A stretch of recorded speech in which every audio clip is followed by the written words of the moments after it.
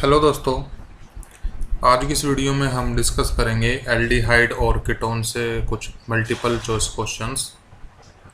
So friends, video में last तक बने रहिए और अगर अभी तक आपने चैनल को सब्सक्राइब नहीं किया है तो प्लीज़ चैनल को सब्सक्राइब करें। तो आइए स्टार्ट करते हैं फर्स्ट क्वेश्चन से। फर्स्ट क्वेश्चन में पूछा है the end product C in the following sequence of chemical sequences. इस गिवन केमिकल सीक्वेंस में हमें बताना है प्रोडक्ट सी क्या होगा। तो फ्रेंड्स, ये सीक्वेंस हम रिएक्शन जो हम परफॉर्म करके देखते हैं, उसके बाद हम डिस्कस करेंगे कि कंपाउंड सी क्या बनेगा। एस्टल्डिहाइडोक्साइम बनेगा या फॉर्मल्डिहाइडोक्साइम है, मिथाइल नाइट्रेट है या एसिटोक्साइम। तो व्हेनेवर एसिटिक एसिड, जब एसिटिक एसिड रिएक्ट करेगा इन प्रेजेंस ऑफ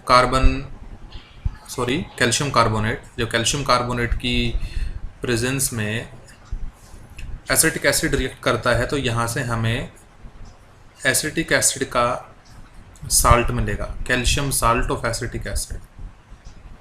और क्योंकि कैल्शियम की वैलेंसी 2 है, इसलिए 2 एसिटिक एसिड के मॉलिक्यूल कैल्शियम के साथ हमें अटैच होकर के मिलेंगे। तो यहाँ से हमें मिलेगा calcium salt of acetic acid.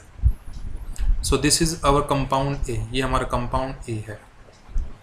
तो कंपाउंड ए ऑन हीटिंग, जैसे ही कंपाउंड ए को हीट किया गया है, तो हीट करने के बाद यहाँ से कैल्शियम कार्बोनेट का एक मॉलिक्यूल इजेक्ट होगा। सो कैसे इजेक्ट कराएंगे? कैल्शियम एटम यहाँ से, एक कार्बन 2 ऑक्सीजन यहाँ से, एक कार्बन 2 ऑक्सीजन यहाँ से, कैल्शियम यहाँ से, एक कार्बन 2 ऑक्सीजन यहाँ से और एक ऑक्सीजन लेट करो यहाँ से। तो ये सारे के सारे जो एटम्स हैं, ये कंबाइन होकर फॉर्मेशन कर लेंगे कैल्शियम कार्बोनेट की, और बाकी की जो चीज़ हमारे पास आएगी, बचेगी, वो हमारा प्रोडक्ट होगा बी। तो क्या बनेगा बी? प्रोडक्ट बी जो होगा वो होगा CH3CO।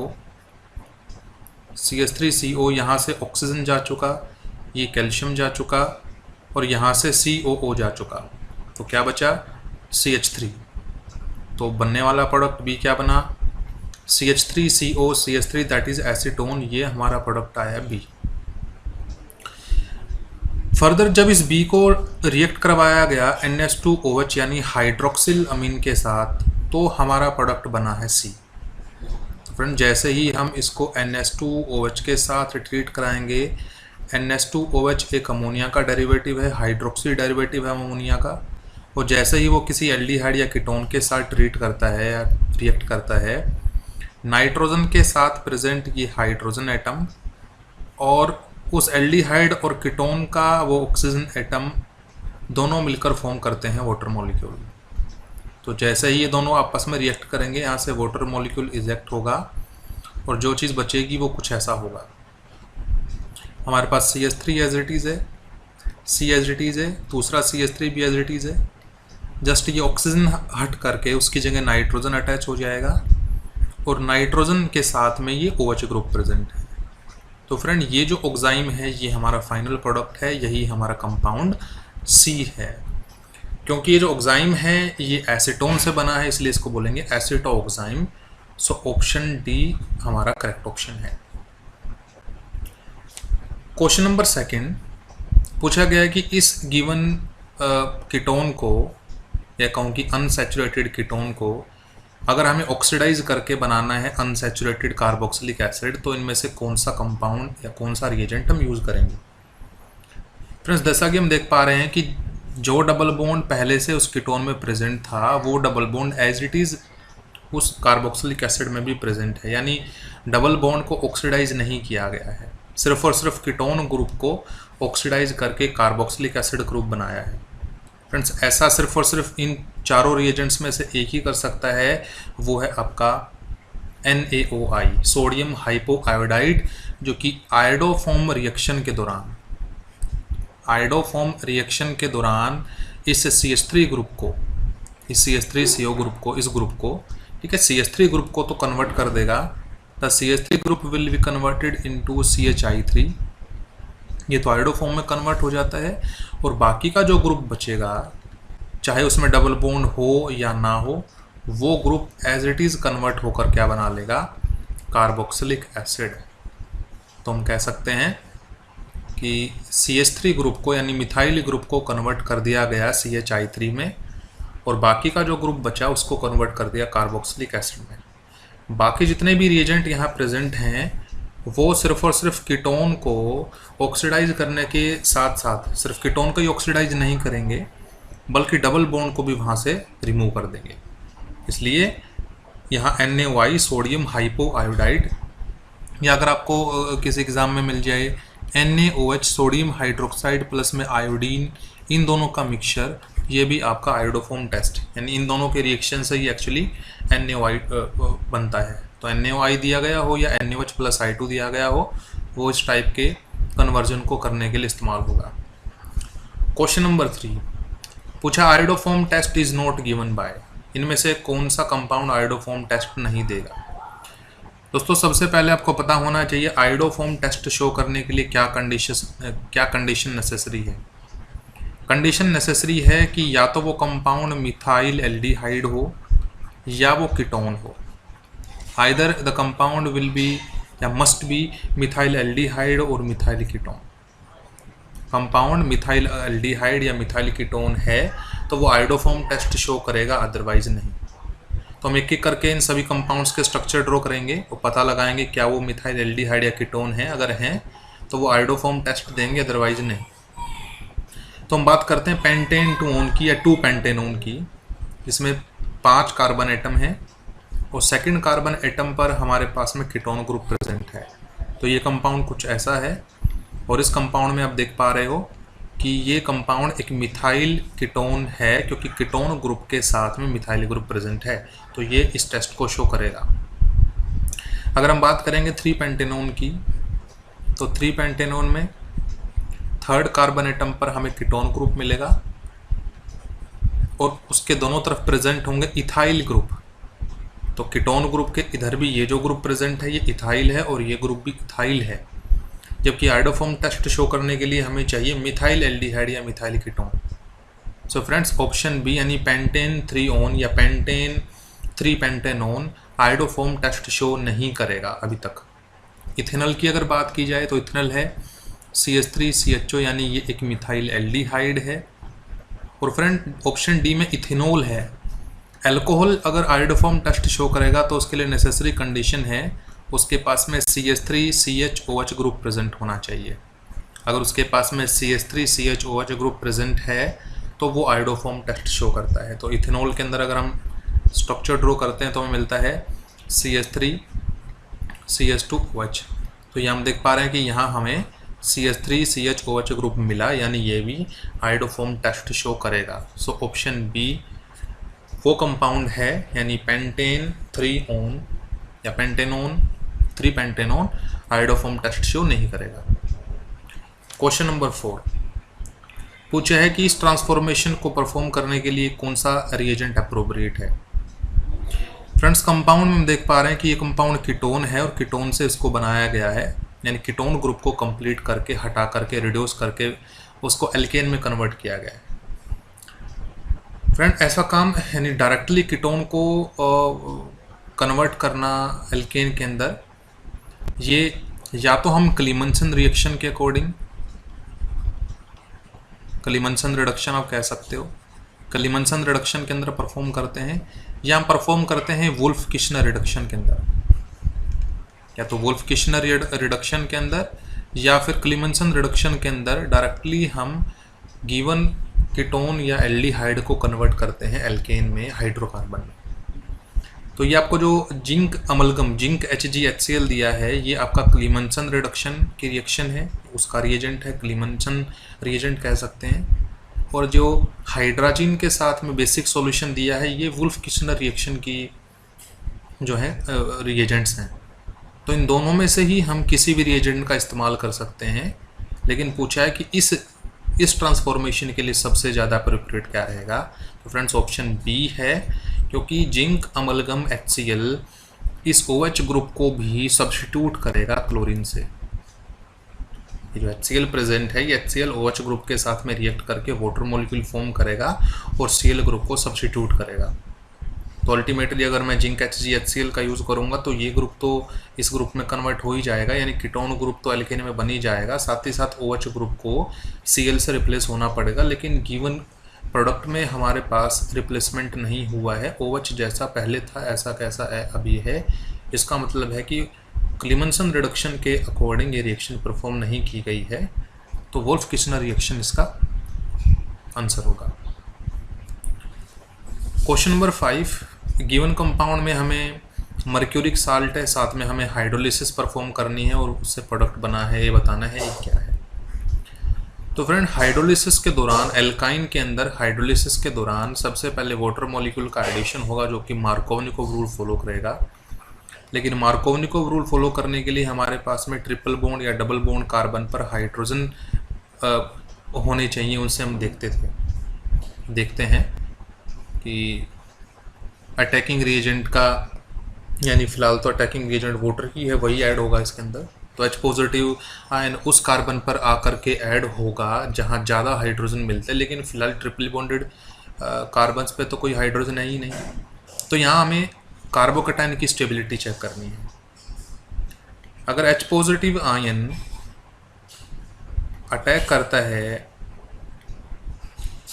इस ट्रिपल बॉन्ड पर, तो हमें चेक करना है कि H पॉजिटिव आयन अटैच कहाँ होगा, वो फर्स्ट कार्बन पर अटैच होगा या सेकंड कार्बन पर अटैच होगा। दोस्तों अगर वो पहले कार्बन पर अटैच हुआ तो ट्रिपल बॉन्ड डबल बॉन्ड में कन्वर्ट हो जाएगा, तब कार्बोकैटायन बनेगा सेकंड वाला कार्बन, क्योंकि उसकी वैलेंस इनकम्प्लीट रह जाएगी। ये तब है जब फर्स्ट कार्बन पर उसने अटैक किया है। लेकिन अगर वो सेकंड कार्बन पर अटैक करता है तो फिर कार्बोकैटायन बन जाता है फर्स्ट कार्बन वाला, कुछ ऐसा प्रोडक्ट हमें मिलेगा अगर वो सेकंड वाले कार्बन पर अटैक करता है। फ्रेंड्स सेकंड वाले कार्बन से बनने वाला कार्बोकैटायन ज़्यादा स्टेबल है, क्योंकि ये इस फिनाइल रिंग, पीएच मतलब फिनाइल, बेंजीन रिंग के साथ कंजुगेशन में है।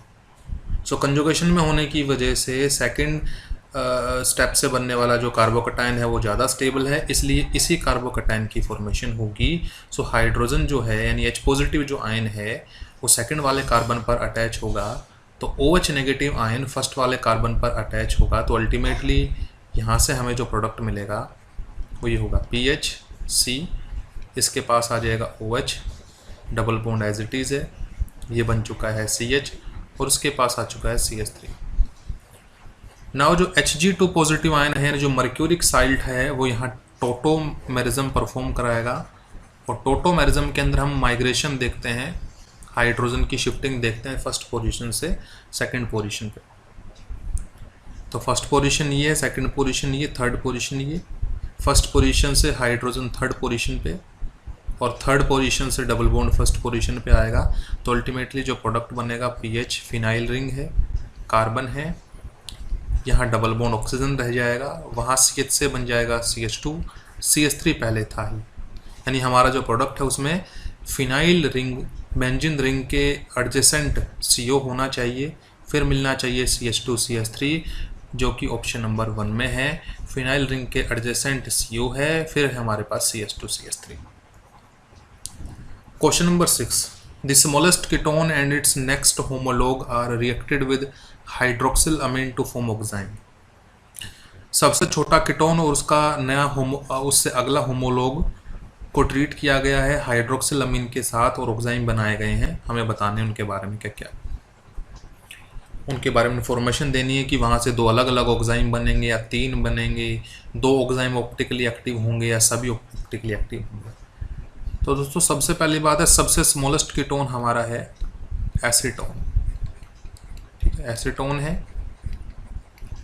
और इससे जो नेक्स्ट होमोलॉग है एसीटोन, जो कि आप कह सकते हो प्रोपेन टू ओन, उससे नेक्स्ट आपका बनेगा ब्यूटेन टू ओन। तो ये ब्यूटेन टू उसका नेक्स्ट होमोलॉग है। सिंस क्योंकि एसीटोन जो है वो सिमेट्रिकल कीटोन है और सिमेट्रिकल कीटोन सिर्फ और सिर्फ एक ही फॉर्म में किसी एक ही स्ट्रक्चर में एग्जिस्ट कर सकता है, सिर्फ और सिर्फ इसकी सिस फॉर्म ही पॉसिबल होती है। ट्रांसफॉर्म यानी कहीं तो सिस और ट्रांसफॉर्म में एग्जिस्ट कर नहीं सकते, ज्योमेट्रिकल आइसोमर नहीं बन सकते। तो ये सिर्फ और सिर्फ किसी एक ही फॉर्म में एग्जिस्ट करेगा जिसमें दोनों के दोनों CH3 कार्बन पर ऐसे प्रेजेंट होंगे और ये NH2OH के साथ में रिएक्शन करके फॉर्मेशन करेगा ऑक्साइम की, कुछ ऐसा।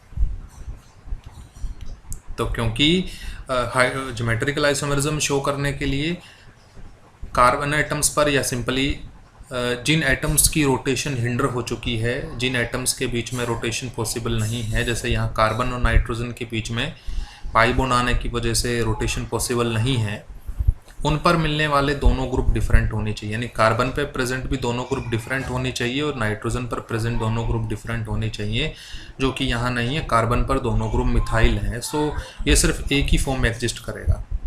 जबकि अगर आप ब्यूटेन टू ओन को जब ट्रीट कराएंगे हाइड्रोक्सिल अमीन से, तो क्योंकि इस कार्बन पर प्रेजेंट दोनों ग्रुप डिफरेंट हैं, एक मिथाइल ग्रुप है सो एक इथाइल ग्रुप है, तो कार्बन पर प्रेजेंट दोनों ग्रुप भी डिफरेंट हैं और उधर से जो नाइट्रोजन है उसके पास भी प्रेजेंट दोनों ग्रुप डिफरेंट होंगे। तो ये दो फॉर्म्स में एग्जिस्ट कर सकेगा, एक सिस फॉर्म में एग्जिस्ट करेगा तो दूसरी ट्रांसफॉर्म में एग्जिस्ट करेगा।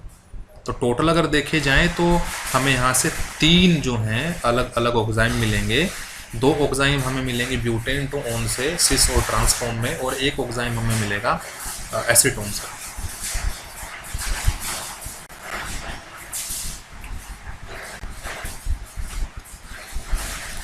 Seventh question, nucleophilic addition will be most favoured in. इनमें से न्यूक्लियोफिलिक एडिशन किस में सबसे जल्दी सबसे ज़्यादा होगा? तो फ्रेंड, एल्डिहाइड और कीटोन्स में से एल्डिहाइड जो होते हैं वो न्यूक्लियोफिलिक एडिशन रिएक्शन ज़्यादा शो करते हैं एज कंपैरिजन टू कीटोन्स। इसके दोस्तों 2 रीज़न है। सबसे पहला रीज़न है ड्यू टू इंडक्टिव इफेक्ट की वजह से, और दूसरा रीज़न होता है स्टेरिक इफेक्ट, भीड़ होने की वजह से। क्योंकि कीटोन्स के अंदर इंडक्टिव इफेक्ट और स्टेरिक इफेक्ट दोनों ही ज़्यादा है, इसलिए उसकी रिएक्टिविटी न्यूक्लियोफिलिक एडिशन के टुवार्ड काफ़ी कम है। तो ये बात तो कंफर्म रही कि एल्डिहाइड और कीटोन के कंपैरिजन में एल्डिहाइड ज़्यादा रिएक्टिव होंगे, तो ऑप्शन बी और सी तो पहले ही कैंसिल हो गया क्योंकि वो तो कीटोन थे। ए और डी एल्डिहाइड है। क्वेश्चन आता है ए और डी में से, यानी इन दोनों एल्डिहाइड में से कौन सा मॉलिक्यूल न्यूक्लियोफिलिक एडिशन ज़्यादा जल्दी शो करेगा, ज़्यादा अमाउंट में शो करेगा? तो भैया फ्रेंड, स्टेरिक हिंड्रेंस कम से कम होनी चाहिए, जो कि कंपाउंड ए में है क्योंकि वहाँ प्रेजेंट है मिथाइल ग्रुप, जबकि कंपाउंड डी में प्रेजेंट है इथाइल ग्रुप। यहाँ CHO के साथ इथाइल है और यहाँ CHO के साथ मिथाइल है, तो स्मॉल ग्रुप होने की वजह से हिंड्रेंस कम है, जिस वजह से ये ज़्यादा जल्दी रिएक्शन शो करेगा। सो ऑप्शन ए हमारा करेक्ट है। क्वेश्चन नंबर 8, आइडेंटिफाई करना है हमें प्रोडक्ट वाई। सबसे पहले जैसे ही हम इस गिवन कंपाउंड को, इस given calcium salt of carboxylic acid को हीट करते हैं, तो यहाँ से कैल्शियम कार्बोनेट की फॉर्मेशन होगी, और कैल्शियम कार्बोनेट के इजेक्ट होने के बाद हमारे पास जो कंपाउंड बनेगा वो कुछ ऐसा होगा। तो ये आपका कैल्शियम साल्ट है। जैसे ही हम इसको हीट करते हैं, यहाँ से कैल्शियम कार्बोनेट बनता है। हीट करते हैं तो यहाँ से कैल्शियम कार्बोनेट रिमूव होगा, तो कैल्शियम कार्बोनेट CO2 यहाँ से हटा देते हैं, ऑक्सीजन यहाँ से, कैल्शियम यहाँ से। तो अल्टीमेटली कह सकते हैं कि इतना जो ग्रुप होगा ये तो कैल्शियम कार्बोनेट बनाने के लिए यूज़ हो जाएगा। बाकी जो बचेगा वो आपका CH2, CH2, CO, ये CO, ठीक है। अब इसके बाद में ये जो ग्रुप है ये तो हट गया, उसके बाद डायरेक्टली CH2 आया, तो CH2, फिर आपका CH2, और फिर CH2 में क्या है, बॉन्ड। तो अब देख पा रहे हो कि साइक्लोपेंटेनोन यहाँ से बन रहा है, लेकिन हमें फर्दर फिर रिएक्शन करनी है। ये कंपाउंड हमारा X आया, इसकी रिएक्शन फिर से करानी है जिंक अमलगम HCl के साथ। क्लीमेंसन रिडक्शन है। क्लीमेंसन रिडक्शन के दौरान एल्डिहाइड कीटोन मॉलिक्यूल्स को कन्वर्ट कर दिया जाता है उस हाइड्रोकार्बन में। तो यहाँ से जो साइक्लोपेंटेनोन था वो आपका कन्वर्ट हो जाएगा साइक्लोपेंटेन में, पेंटेनोन को कन्वर्ट कर दिया जाएगा साइक्लोपेंटेन में। सो ऑप्शन सी करेक्ट होगा। क्वेश्चन नंबर 9 पूछा है the self condensation of 2 moles of ethyl acetate in presence of sodium methoxide. Sodium methoxide की प्रेजेंस में अगर इथाइल एसीटेट के 2 मोल्स का हम सेल्फ कंडेंसेशन करें तो क्या प्रोडक्ट बनता है? तो फ्रेंड, इथाइल एसीटेट आपका CH3CO OC2H5, ये आपका इथाइल एसीटेट मॉलिक्यूल है, लेकिन हमें 2 मोल बोला है, दूसरा मॉलिक्यूल भी यही होगा, CH3COOC2H5, और इनकी रिएक्शन हमें परफॉर्म करानी है सोडियम इथोक्साइड की प्रेजेंस में।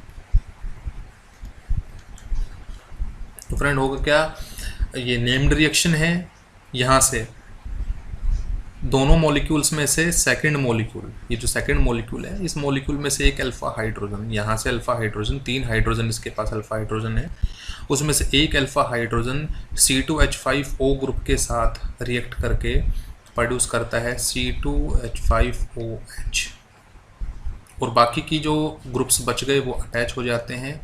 तो यहाँ से ग्रुप बचेगा CH3CO, OC2H5 यहाँ से हट चुका है, इसमें से एक हाइड्रोजन हट चुका है, एक हाइड्रोजन यहाँ से हट चुका है, तो यहाँ बचेगा CH2CO और OC2H5। तो फ्रेंड ये जो कंपाउंड है ये आपका एसिटो एसिटिक एस्टर है, ठीक है। तो ऑप्शन सी करेक्ट है। क्वेश्चन नंबर 10 पूछा है, द डाई कीटोन, ये जो डाई कीटोन है जब इनकी इंट्रामोलिकुलर एल्डोल कंडेंसेशन करवाई जाएगी तो ये क्या फाइनल प्रोडक्ट देगा। तो फ्रेंड एक बार लिख लेते हैं इसको अच्छे से। 2 CH2 ग्रुप है हमारे पास मिड में, इस CH2 के साथ COCH3 है, ऐसे ही नीचे वाले CH2 के साथ भी COCH3 है। एल्डोल कंडेंसेशन रिएक्शन सिर्फ alpha hydrogen containing compound show करते हैं, तो जैसे ही NaOH के डाइल्यूट सॉल्यूशन से OH नेगेटिव आएगा, उसको आइदर यहाँ या यहाँ दोनों में से किसी एक अल्फा हाइड्रोजन पर अटैक करना है। जैसे ही OH ग्रुप 3 अल्फा हाइड्रोजन में से किसी एक अल्फा हाइड्रोजन के साथ रिएक्ट करेगा, तो एक हाइड्रोजन यानी एक H पॉजिटिव आयन OH के साथ मिलकर बना लेगा वाटर।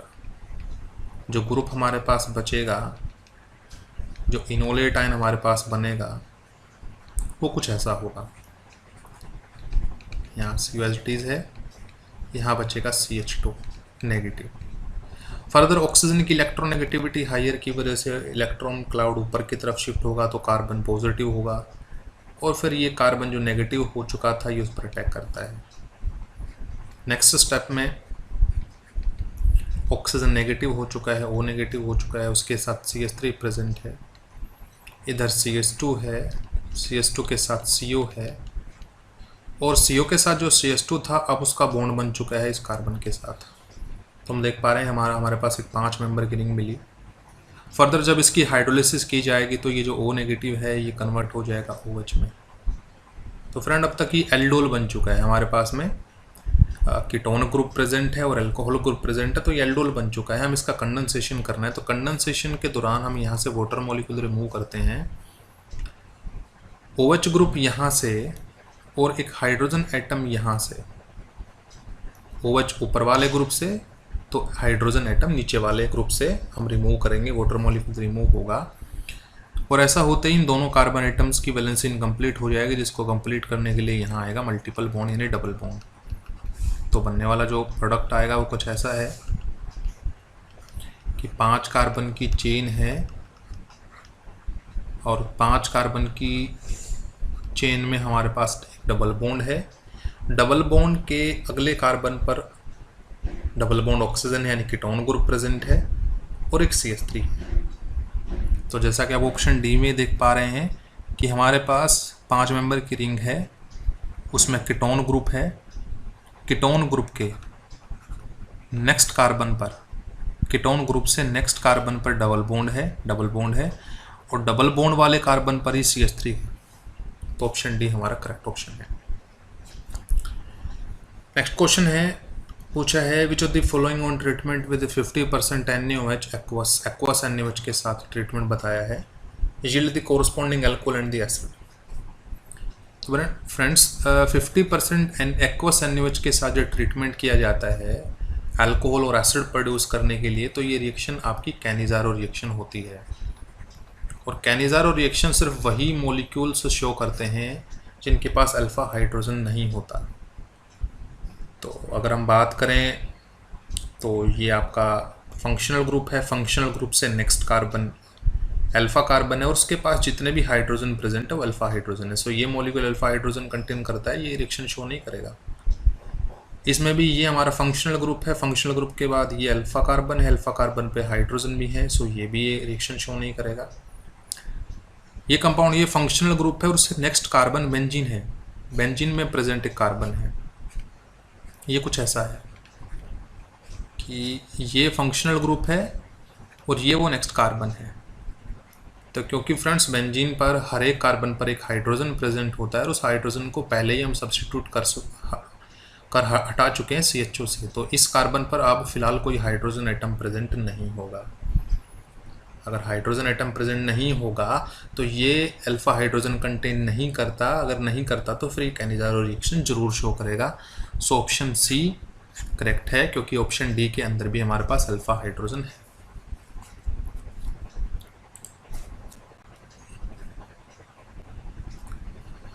क्वेश्चन नंबर 12 पूछा है इस गिवन रिएक्शन के अंदर क्या प्रोडक्ट बनेगा।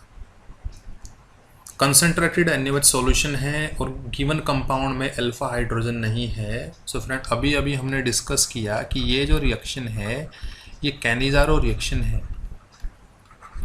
कैनिजारो रिएक्शन में एक ग्रुप अगर ऑक्सीडाइज होता है तो दूसरा ग्रुप रिड्यूस होगा।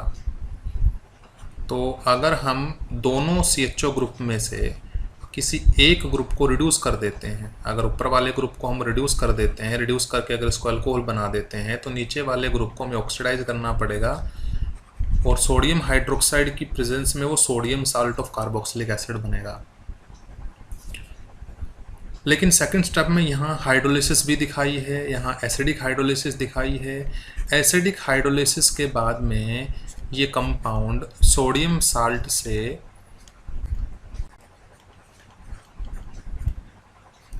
कार्बोक्सिलिक एसिड कंप्लीट बन जाता है। और क्योंकि मीडियम एसिडिक है, एसिडिक मीडियम के अंदर अगर एक कंपाउंड में कार्बोक्सिलिक एसिड ग्रुप भी है, अल्कोहल ग्रुप भी है, तो वो दोनों एक दूसरे के साथ में रिएक्शन करके वाटर मॉलिक्यूल रिमूव करते हैं और फॉर्मेशन करते हैं एस्टर की।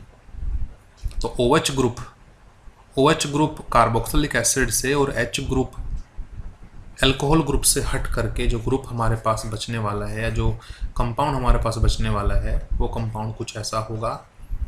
ऊपर OH से H हट चुका है, सिर्फ O बचा है। नीचे से OH हट चुका है, सिर्फ CO बचा है। सो अगर आप ये कंपाउंड चेक करते हैं तो कंपाउंड आपका B है, CH2O है और साथ में CO है। ठीक है, सो ऑप्शन बी करेक्ट है। पूछा है प्रिडिक्ट द प्रोडक्ट। इस रिएक्शन के अंदर हमें प्रोडक्ट प्रिडिक्ट करना क्या बनेगा। तो फ्रेंड जैसे ही ऑक्सीजन की इलेक्ट्रोनेगेटिविटी ग्रेटर होने की वजह से इलेक्ट्रॉन क्लाउड उसकी तरफ शिफ्ट होता है, तो कंजुगेशन की वजह से ये डबल बॉन्ड भी शिफ्ट होगा और डबल बॉन्ड शिफ्ट होते ही इस कार्बन पर पॉजिटिव आएगा, ऑक्सीजन के पास नेगेटिव चला जाएगा। हम जानते हैं MEMGBr ग्रिग्नार्ड रिएजेंट है जिसमें MGBr डेल्टा पॉजिटिव और मिथाइल ग्रुप हमेशा डेल्टा नेगेटिव, एल्काइल ग्रुप या नेगेटिव रहता है। तो जो नेगेटिव ग्रुप है वो इस कार्बन पर अटैक कर जाएगा, या मिथाइल ग्रुप अटैक कर जाएगा इस कार्बन पर जहां पॉजिटिव आया था। ऊपर O नेगेटिव बन चुका था, O नेगेटिव के पास चला जाएगा MGBr जो कि पॉजिटिव है। ठीक है, ये डबल बॉन्ड यहाँ शिफ्ट हो चुका था, ये डबल बॉन्ड यहाँ शिफ्ट हो गया और यहाँ जो पॉजिटिव चार्ज आया था इस पॉजिटिव चार्ज को ख़त्म कर दिया मिथाइल ग्रुप ने। तो 6 मेंबर की रिंग हमारे पास प्रेजेंट है और 6 मेंबर की रिंग में डबल बॉन्ड है, उस पर OMGBr है। जब फर्दर इस कंपाउंड की हाइड्रोलिसिस की जाएगी,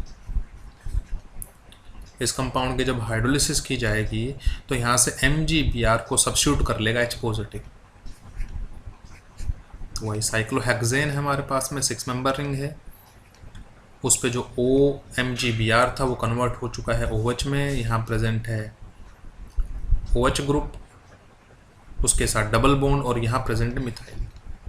डबल बॉन्ड वाले कार्बन पे OH ग्रुप प्रेजेंट है। सो फ्रेंड ये एक इनोल फॉर्म है और इनोल फॉर्म लेसर स्टेबल होती है कीटो फॉर्म से, तो यहाँ टोटोमेरिज्म होगा और टोटोमेरिज्म होकर के डबल बॉन्ड चला जाएगा ऑक्सीजन के पास, हाइड्रोजन आ जाएगा कार्बन के पास, और जब ऐसा होगा तो यहाँ से ये बन जाएगा डबल बॉन्ड और यहाँ रह जाएगा methyl group. So option A हमारा करेक्ट ऑप्शन होगा।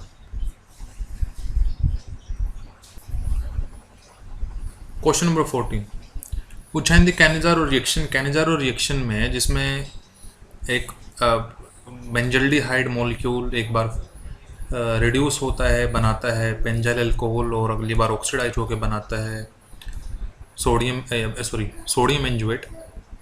उसमें पूछा है जो सबसे स्लोएस्ट स्टेप है, जो रेट डिटरमाइनिंग स्टेप है, वो कौन सा है। तो फ्रेंड ये एक मेमोरी बेस्ड क्वेश्चन, आप इसको याद रखना कि जब हाइड्राइड आयन ट्रांसफ़र होता है कार्बोनिल ग्रुप पर, जब हाइड्राइड आयन ट्रांसपोर्ट होता है कार्बोनिल ग्रुप पर, वही सबसे स्लोएस्ट स्टेप होता है और वही सबसे रेट डिटरमाइनिंग स्टेप भी है। सो स्लोएस्ट स्टेप और रेट डिटरमाइनिंग स्टेप वो होगा जिसमें हाइड्राइड आयन ट्रांसफ़र होंगे कार्बोनिल ग्रुप पर। क्वेश्चन नंबर 15 की हम बात करते हैं, the formation of cyanohydrin from acetone. Acetone से साइनोहाइड्रिन का बनना किस तरह की रिएक्शन है। कुछ इलेक्ट्रोफिलिक सब्स्टिट्यूशन है, एडिशन है, न्यूक्लियोफिलिक सब्स्टिट्यूशन या न्यूक्लियोफिलिक एडिशन है, क्या है। तो सबसे पहले बात करते हैं एसीटोन। ये आपका एसीटोन मॉलिक्यूल है। जब हम इसमें ऐड करते हैं हमें इस बनाना साइनोहाइड्रिन। सो साइनोहाइड्रिन की फॉर्मेशन के लिए हम इसमें मिलाएंगे HCl। ऑक्सीजन जो है वो नेगेटिव चार्ज अटेन करेगा, कार्बन पॉजिटिव चार्ज अटेन करेगा। इधर अगर HCl की बात की जाए तो हाइड्रोजन H पॉजिटिव है, Cl नेगेटिव है, तो ये अपोजिट ग्रुप आकर के यहाँ ऐड हो जाते हैं। तो O जो था वो तो बन जाएगा OH, इधर से C है CH3 और C पे लिख जाएगा Cl। सो सबसे पहली बात तो ये क्योंकि डबल बॉन्ड कार्बन ऑक्सीजन के बीच का डिस्ट्रॉय हुआ और वो अनसैचुरेटेड से सैचुरेटेड बन गया, तो सबसे पहली बात ये एडिशन है। ठीक है, एडिशन है। लेकिन अब क्वेश्चन आता है एडिशन किस टाइप का, इलेक्ट्रोफिलिक एडिशन है, न्यूक्लियोफिलिक एडिशन है।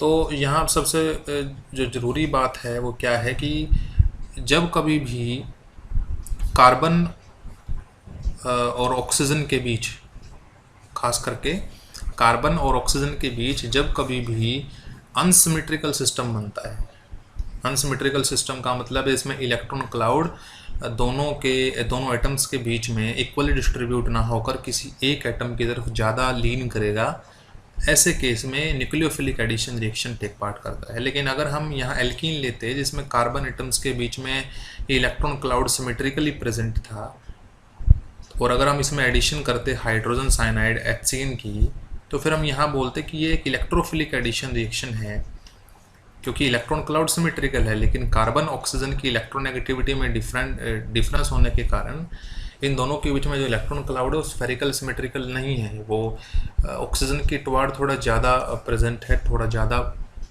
उसकी तरफ गया हुआ है। इस वजह से यहाँ हम इन एडिशन रिएक्शंस को इलेक्ट्रोफिलिक ना कह करके न्यूक्लियोफिलिक एडिशन कहते हैं। तो ऑप्शन सी अगर हम डिस्कस देखें तो न्यूक्लियोफिलिक एडिशन यहाँ करेक्ट होगा।